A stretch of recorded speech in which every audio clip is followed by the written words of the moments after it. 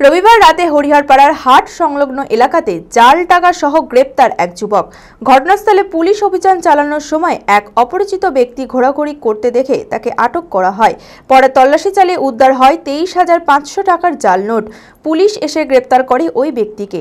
এই ঘটনায় কে বা কারা জড়িত আছে তা নিয়ে তদন্ত শুরু করেছে হরিহরপাড়া থানার পুলিশ।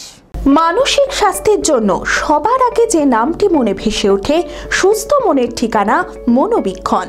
যোগাযোগ নাম্বার 7477799513।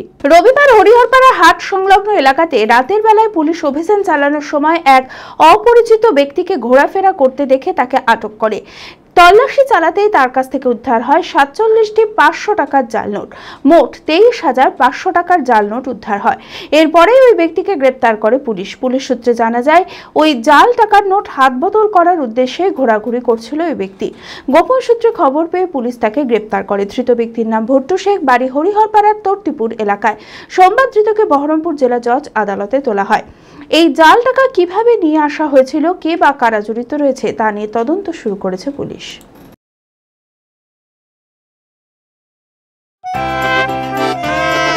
খোলা আকাশ অনেক তারার মাঝে, রামধনু রঙে যেখানে সবাই সাজে সাজে।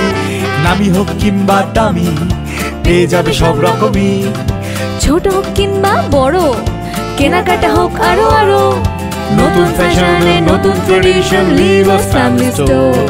Libas Livas Livas family store. লিভাস কাতাই, বহরমপুর, মুর্শিদাবাদ।